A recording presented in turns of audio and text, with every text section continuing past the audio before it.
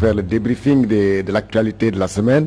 Au menu de ce numéro, nous allons parler de cette période de décrispation qui est en train de vivre le Sénégal après quelques jours de tempête due à l'affaire d'Ousmane Sonko, du nom de leader de PASTEF, les Patriotes.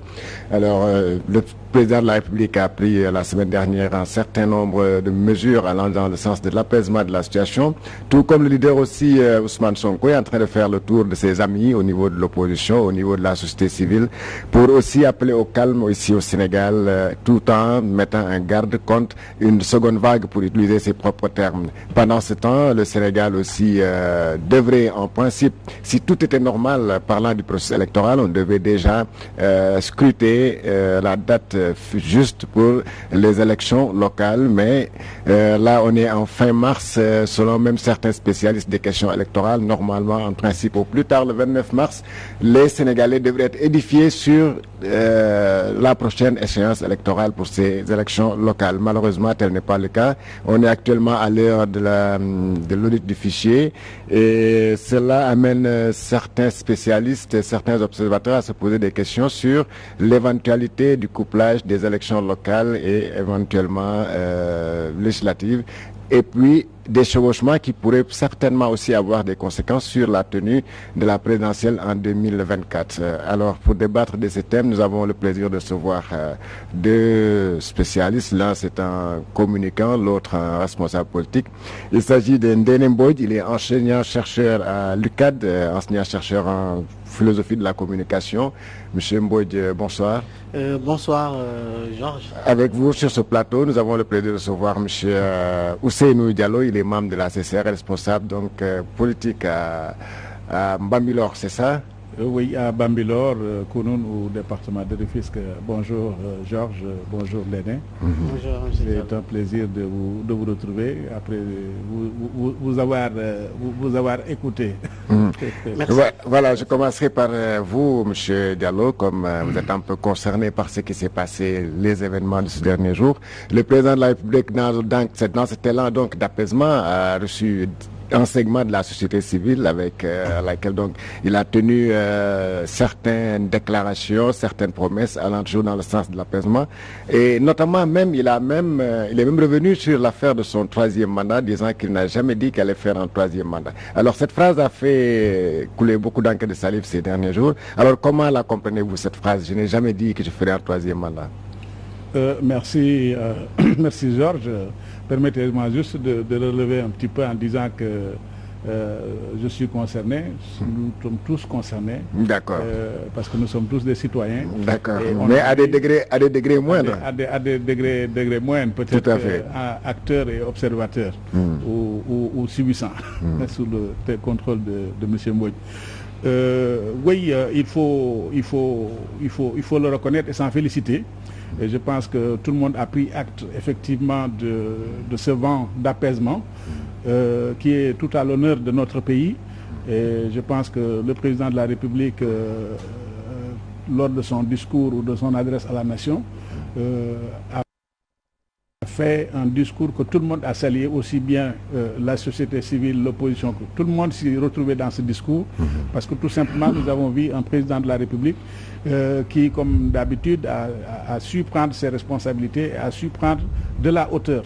Et comme disait l'autre, pour prendre de la hauteur, il faut avoir de la hauteur. Il faut le saluer, et de l'autre côté aussi saluer l'engagement de nos chefs religieux et qui ont été de la médiation avec la société civile pour dire tout simplement que notre pays a ceci de particulier, que ces ressorts-là tiennent bon encore, ils n'ont pas cassé. Et je pense que pour la paix, pour la stabilité, pour la cohésion nationale, nous avons besoin toujours de ces ressorts-là. Et on doit construire cette République-là ou cette nation-là autour de nos valeurs. C'est vrai que la République, on l'a hérité de l'empire colonial, mais aussi nous devons tenir compte effectivement de notre ADN. Et cet ADN-là, ces chefs religieux-là, ces ressorts-là, sociaux, qui existent et qui ont toujours existé depuis Léopold Senghor. Ils sont là et ils tiennent bon, et je pense que c'est des éléments clés effectivement de notre démocratie. Donc c'est dans ce cadre, dans cet élan de l'apaisement, dans ce vent d'apaisement que le président de la République a tenu à repréciser en tout cas sa pensée sur son éventuel troisième mandat. Oui, je pense que le président, il n'a jamais dit qu'il va briguer un troisième mandat. Moi, je ne l'ai entendu nulle part. Maintenant, il y a eu effectivement ces supputations-là. Est-ce qu'il va faire un troisième ou un second, selon les juristes ou selon qu'on est partisan ou opposant. Et je pense que ce pays-là, personne ne va le brûler. C'est une nation que nous avons héritée de nos parents ou de nos ancêtres. Cette république qu'on sommes en train de faire grandir depuis notre accession à la souveraineté internationale. Je pense qu'on a eu 3 présidents qui se sont succédés, qui sont partis. Le 4e, il est là. Et lui aussi, il va faire son magistère et il va partir inéluctablement. Il va être remplacé par quelqu'un d'autre et le Sénégal va avancer. Alors, M. Ndéné Mbodji, en tant que je ne dirais pas acteur politique, mais en tant qu'observateur politique, un enseignant, chercheur et tout. Alors, comment est-ce que vous avez compris cette déclaration du président de la République? Naturellement, il cherche à apaiser cette tempête-là qui a failli faire basculer le Sénégal. Alors, comment est-ce que vous avez compris quand en recevant la société civile, en leur disant que, écoutez, moi, je n'ai jamais dit que j'allais faire un troisième mandat. Parce que pour beaucoup de Sénégalais, alors il y a eu peut-être le cas de l'affaire Ousmane Sonko, mais c'est que les Sénégalais aussi, ils étaient un peu frustrés tant au niveau de la politique, de la chose politique, mais aussi du train-train quotidien ou bien de la vie telle qu'elle se passe au Sénégal elle-même. Oui, merci Georges. Je vous remercie pour l'invitation. Je profite de l'occasion pour saluer tous les auditeurs et spectateurs de Walfadjri. Je profite aussi de l'occasion pour féliciter et encourager tous les acteurs de la maison. Vous faites du très bon travail pour le pays et pour l'avenir du pays. Hier, aujourd'hui et demain, nous comptons encore sur vous. Donc j'espère que les journalistes et les grands journalistes que vous êtes, vous allez continuer à faire le travail comme le grand patron, M. Sidi Lamine Niasse, Sidi Lamine, le faisait très bien. Je profite aussi de l'occasion pour remercier mon co-débatteur Diallo. J'espère qu'on échangera bien et que ceux qui nous suivent en ce moment apprendront du débat. Comme vous l'avez dit tantôt, le président de la République à communiquer avec les Sénégalais.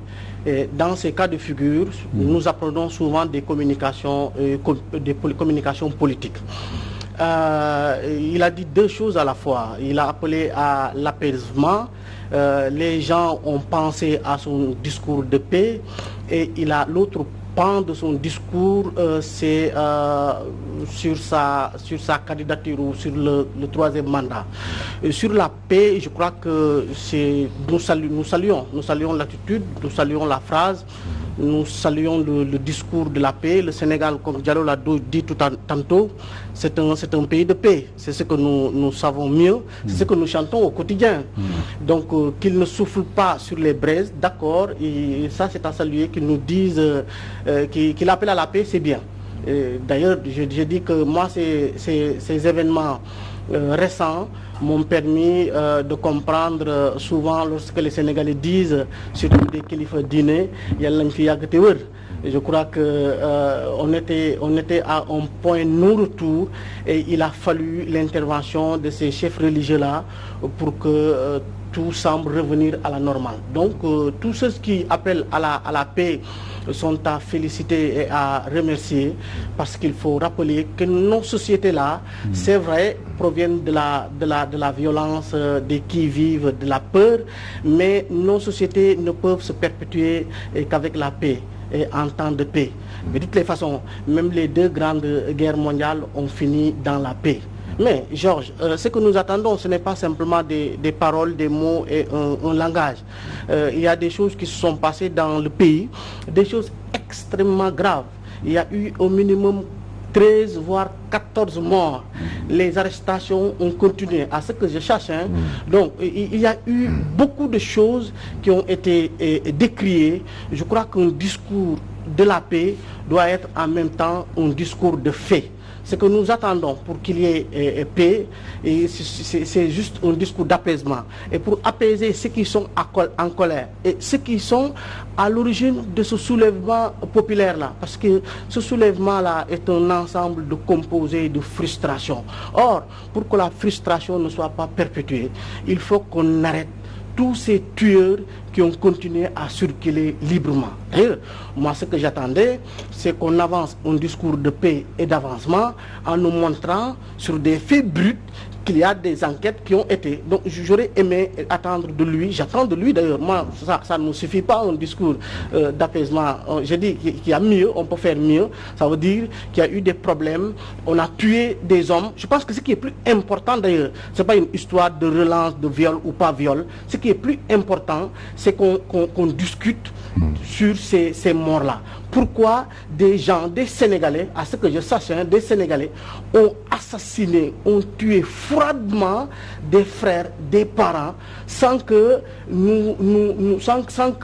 que l'on réclame justice. C'est ça qui me fait peur à peu près dans ce pays-là. Mais de toutes les façons, si on ne règle pas ces choses-là, on n'apaise pas les tensions, on n'apaise pas la frustration, on ne fait que relancer, on ne fait que réorganiser et déplacer ce qui est à l'origine de ces troubles ces derniers temps. Ça, c'est un point. L'autre point, sur le calendrier républicain, au point que le président de la République nous dise, pas aux Sénégalais, mais disent aux médiateurs et à la société civile. Ça, c'est important. Moi, ce que j'attends, c'est un discours, par exemple, du 3 avril, c'est-à-dire une communication institutionnelle, pas une communication de médiation. Et les hommes politiques sont très costauds dans la ruse et dans les astuces, au point que ce que nous attendons de lui, franchement, je crois qu'il a appris assez des événements de ce pays-là. Il est resté longtemps en croyant que les Sénégalais ne bougeront pas, que les Sénégalais continueront à s'enfermer, que je dirais à gauche, ils iront à gauche, que je dirais à droite, ils iront à droite. Moi, je crois qu'il devait être plus responsable. Excusez-moi si l'expression est de trop, mais je dis simplement qu'il y a des Sénégalais qui ne se contentent pas de ces déclarations et de ces déclamations. Ce que nous attendons, ce sont des moments institutionnels de ce pays-là, qu'il dise ce que nous attendons de lui. Mais de toutes les façons, même s'il ne le dit pas, ce dont nous sommes sûrs, la Constitution l'a déjà dit, en 2024, il ne sera ni candidat ni président. Donc il n'a pas besoin de nous dire qu'il ne sera pas candidat, puisque la Constitution, nous fions à la Constitution. En ce moment-là, nous ne pouvons plus nous fier à la parole du président de la République. Mais qu'il le dise dans ce sens-là et à ce sujet-là, nous sommes contents de l'entendre, mais nous attendons la fête de l'indépendance. C'est un moment très sérieux pour l'avenir de ce pays-là, et nous attendons des discours, mais nous attendons des faits. Je vous rappelle... Ce sera dans quelques jours. Oui, ce sera dans quelques jours. Je vous rappelle que des Sénégalais attendent surtout de lui qu'il se prononce sur les 14 morts. Et ces 14 morts sont en partie liés à ce yo-yo politique qu'il a entretenu depuis très longtemps avec la classe politique et avec la société civile.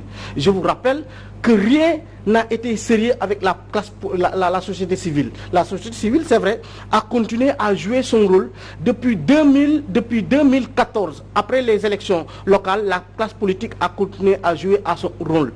Depuis 1992, n'oubliez pas, dans les discussions politiques concernant le calendrier, concernant le code électoral, concernant le mandat des municipaux et des départementaux, la société civile a tout le temps joué son rôle. Mais le président de la République n'a jamais rendu l'ascenseur. De toutes les façons, ce que nous attendons de lui pour le reste de son mandat, qu'il joue franchement les coups de franche et qu'il respecte à peu près l'ensemble des acteurs là qui ont continué à l'accompagner pour un grand Sénégal. D'accord. Alors, M. Diallo, vous avez écouté votre vis-à-vis, le professeur Mbodj. Alors, mais là, vous avez entendu aussi le leader de PASTEF, Ousmane Sonko, dire qu'il ne se suffit pas de dire... Alors, je n'ai jamais dit que je ne ferai pas un mandat. Je ne l'ai jamais dit. Ils disent maintenant, il faut que le président dise, je ne ferai pas de troisième mandat. Georges, pour là, c'est-à-dire que ce n'est pas au président de décider de faire ou de ne pas faire. Parce que même s'il était à son premier mandat, il ne peut pas dire qu'il va faire un deuxième mandat. Parce que pour faire un deuxième mandat, il faut être élu. Il faut parler de candidature peut-être. Oui. Moi, je pense que Ndéné l'a dit, il y a la Constitution qui est la charte mère, se dit dedans. Moi, je ne suis pas spécialiste, encore moins un orfèvre du droit ou un constitutionnaliste. Donc, je ne fais que reprendre à mon niveau ce qui est mis à ma disposition en termes d'explication et la lecture politique ou la lecture que je peux avoir ou que tout un chacun peut avoir. Et là, je pense qu'en 2024, ce n'est plus très loin. Et pour les échéances électorales, les locales, les législatives, tout le monde sait que de tout temps, depuis le régime socialiste, en passant par le Parti démocratique sénégalais, le Sénégal a toujours eu ce problème-là, les élections pour que les élections se tiennent à date. Et ça, je pense qu'il y a un effort à faire. Nous reviendrons sur le sujet des élections. Dans le cas d'espèce, c'est tout le monde qui ne se retrouve pas aujourd'hui, avec des maires qui sont à un mandat double XL. Donc, je pense qu'il faut que... Ça, nous reviendrons à la deuxième période du débat. Voilà. Maintenant, il ne faudrait pas aussi occulter le fait qu'il y a eu un dialogue politique qui a été enclenché. Et aujourd'hui, quand même, il faut le reconnaître et l'admettre que c'est l'opposition qui a réclamé, qui a posé des préalables, parmi lesquels l'audit du fichier électoral. Et aujourd'hui, je pense que cette requête, elle est en cours elle est en train d'être vidée. Les experts sont là en train de faire l'audit.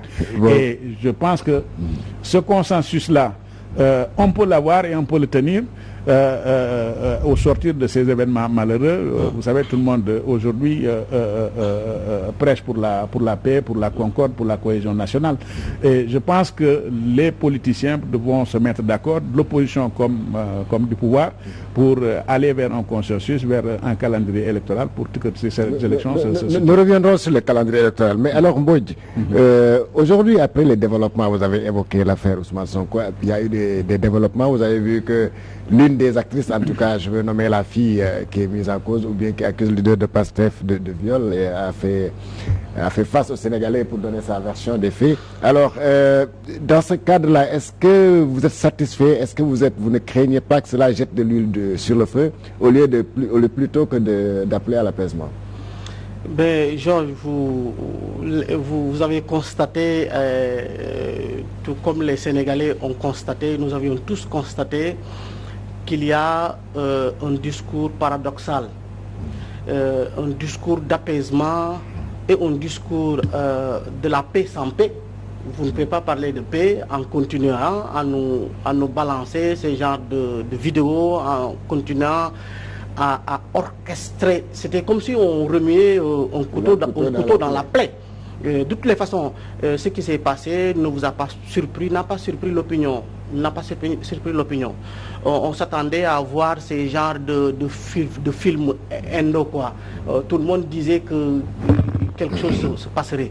Et quelque chose s'est passé. Vous êtes un spécialiste de la communication, mais est-ce que là, vous êtes satisfait dans le fond comme dans la forme? C'est un film hindou ou bien c'est le théâtre de Lohengrin.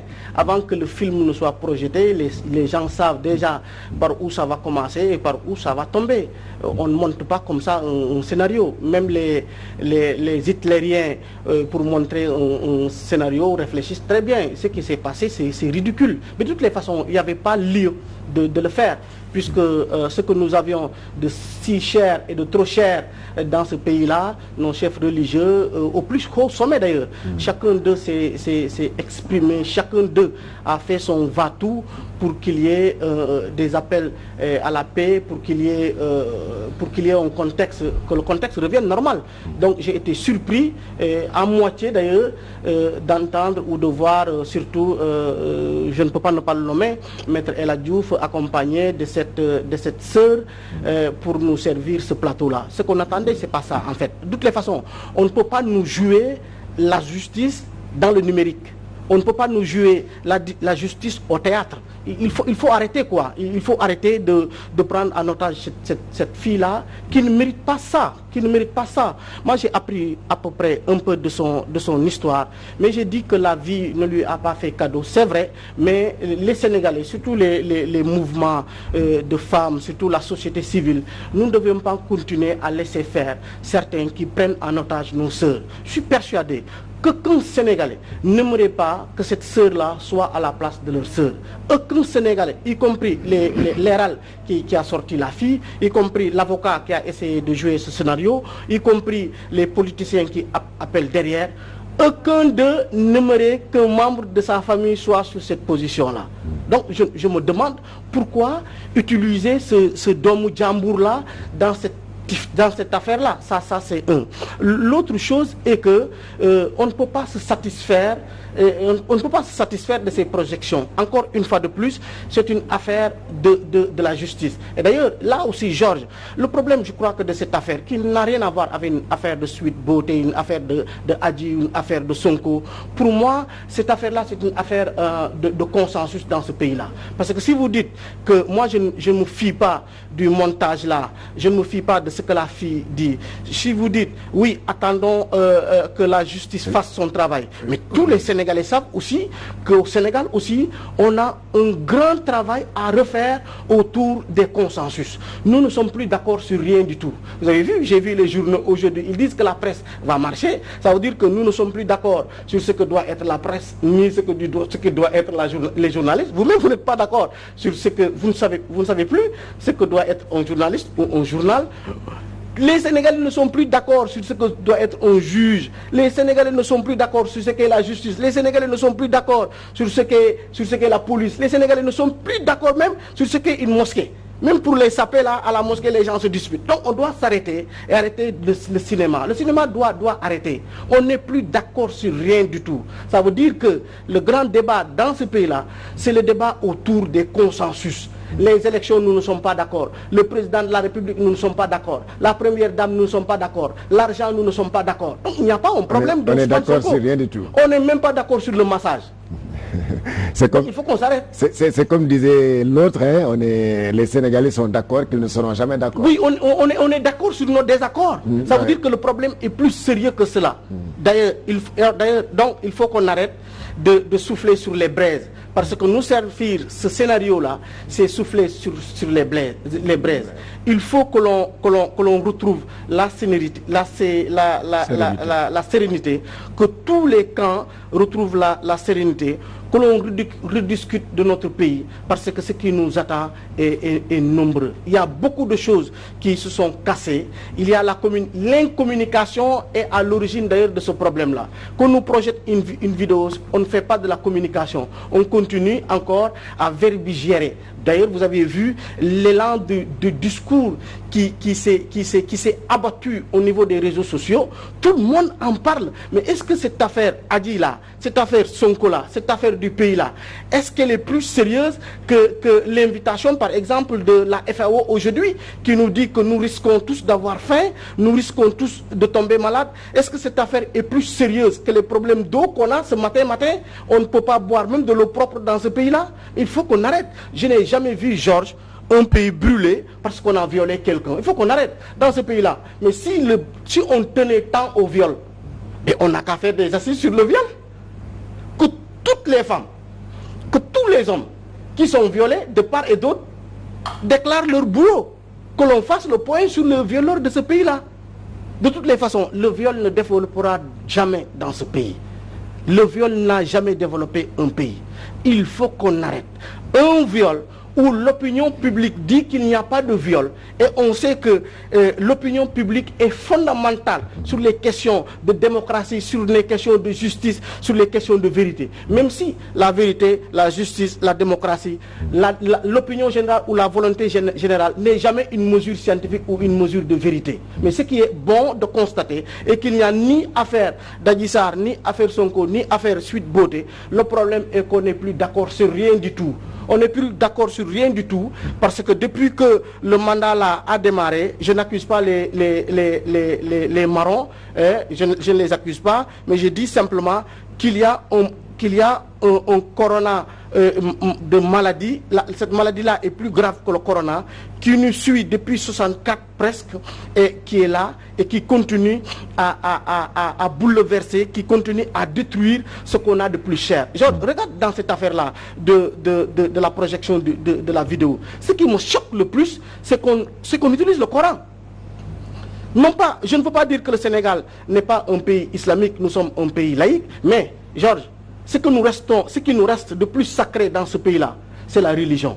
Si jamais nous laissons faire, si jamais les journalistes laissent faire, si jamais les journalistes laissent faire certaines organes, vous avez vu la division au sein des journalistes, si jamais vous laissez certains organes qui appartiennent au régime en place, essayer d'organiser le désordre dans ce pays-là, tous vont perdre. Vous ne pouvez pas vous servir d'un Coran pour nous dire que je jure sur le Coran que je n'ai pas rencontré le président de la République. C'est au tribunal que tu dois dire ça. Il faut qu'on stoppe d'utiliser le Coran, parce que s'il ne restait que le Coran pour jurer, j'ai envie de dire à ceux qui jurent et à ceux qui disent, surtout les marrons qui sont derrière et qui disent que nous attendons à ce que Sonko jure qu'il n'a rien fait, mais j'ai envie de dire à ces gens-là, nous aussi, l'opinion publique attend à ce que chacun de vous jure. Que chacun de vous jure qu'il n'a rien volé. Que chacun de vous jure je reviendrai. Il faut qu'on arrête. Je reviendrai avec vous. S'il est fidèle, en commençant par la tête aux pieds, que chacun jure s'il est fidèle à son époux. Je reviendrai. Alors, M.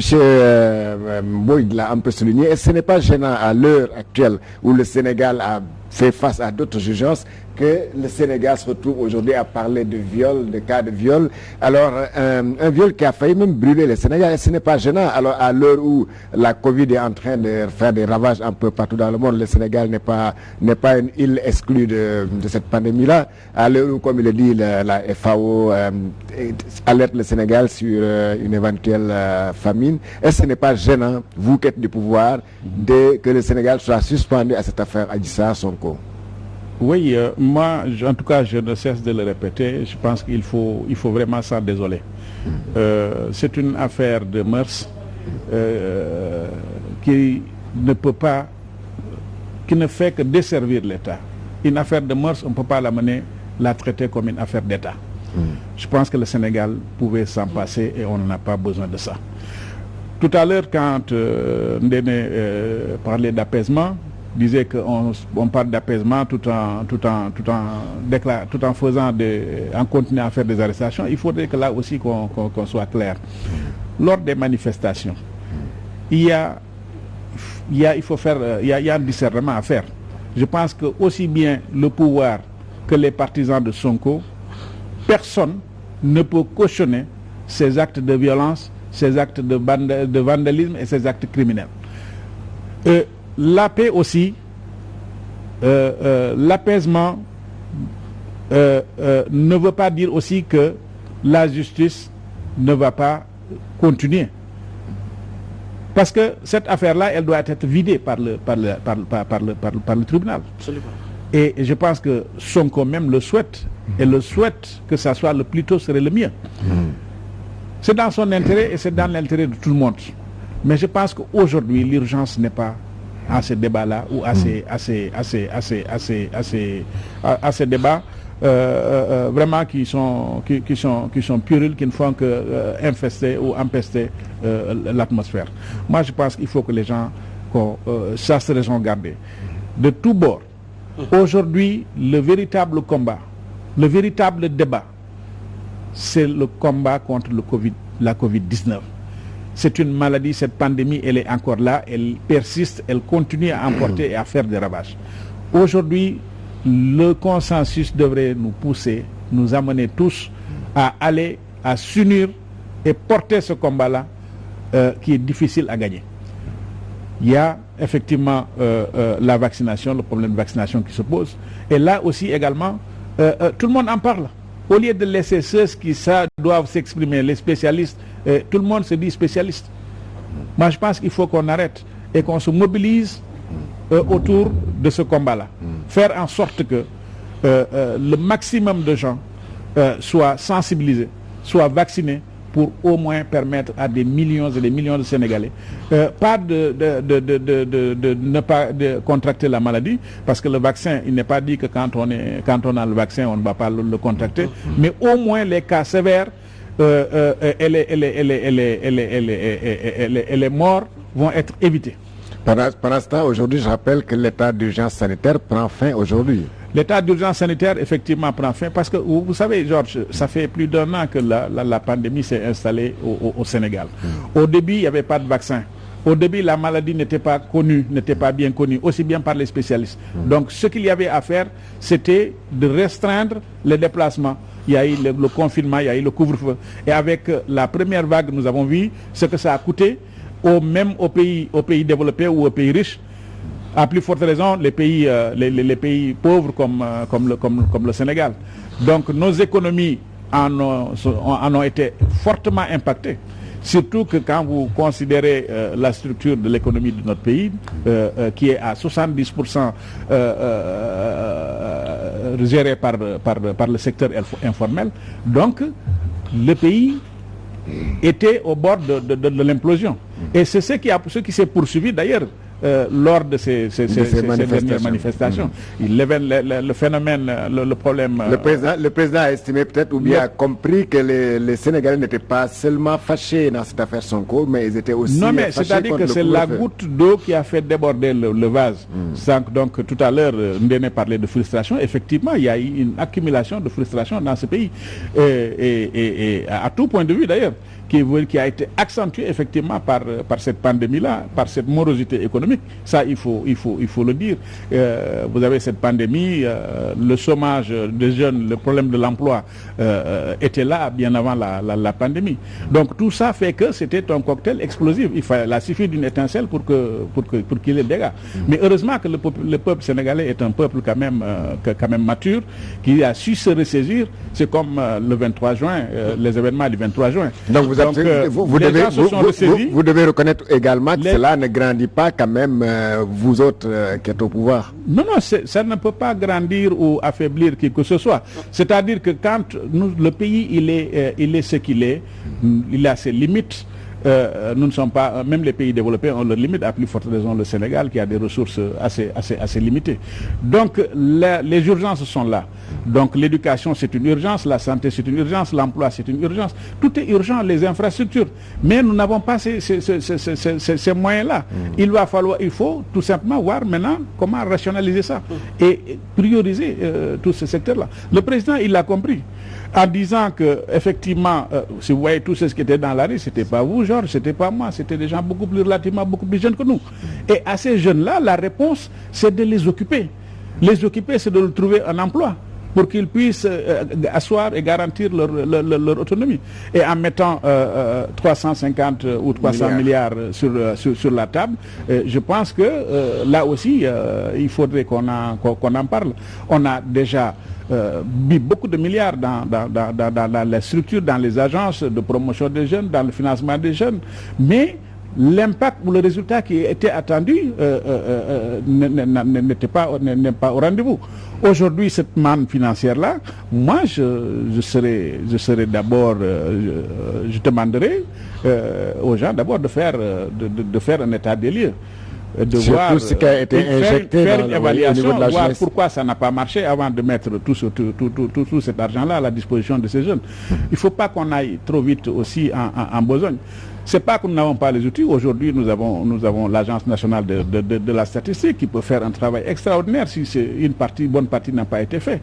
Il faudrait qu'on fasse un recensement au niveau national et au niveau local, au niveau de chaque localité, au niveau des villages, au niveau des hameaux, qu'on voit un peu comment la configuration de cette jeunesse-là, ceux qui sont en âge de travailler, qui ont des qualifications, ceux qui n'ont pas de qualifications, parce que dans le travail qu'on va offrir, dans les emplois qu'on va créer, il y a des emplois pour des gens qui ne sont pas qualifiés, c'est de la main-d'œuvre, il y en a qui sont des ouvriers qualifiés, il y en a qui ont des niveaux beaucoup plus élevés. Et sur tous ces segments-là, on peut d'abord procéder à un recensement très exhaustif et impliquer les collectivités locales. les renforcer pour pouvoir prendre en charge localement tous ces gens-là. Alors il y a aussi des secteurs qui sont très porteurs. Par exemple, le secteur de l'agriculture, tout le monde a vu qu'avec la création des lacs, c'est quelque chose de formidable, mais qui tarde à produire ses fruits. Et Dieu sait que c'est des projets structurants qui peuvent résorber une bonne partie de ce chômage-là. Il y a l'agence de la reforestation avec Ali Haïdar. Là aussi, on peut la renforcer, mettre les moyens à la disposition et employer les jeunes partout à travers ce pays-là. Donc, je pense qu'il y a des choses à faire et énormément de choses qu'on peut réussir en si peu de temps. Mais il faudrait qu'on s'y prenne et en mettant quand même les gens qui sont... D'accord. Est-ce que vous allez dire qu'à quelque chose malheureux, l'opposition va-t-elle dire à quelque chose malheureux? Parce que dans cette affaire Sonko, on semble une certaine réunification de l'opposition sénégalaise. Ah, Georges, c'est plus compliqué que ça. Mais de toutes les façons, je dis d'abord que toute paix a un prix. 300 milliards, projet de rationalisation, lever de l'état d'urgence. Oui, tout ça. J'espère que tout ça. Fin de l'état d'urgence sanitaire. Oui, ce sont des initiatives qu'on peut saluer. Mais je dis encore, faudrait-il que l'avenir du Sénégal et les préoccupations du Sénégal soient prises en charge réellement.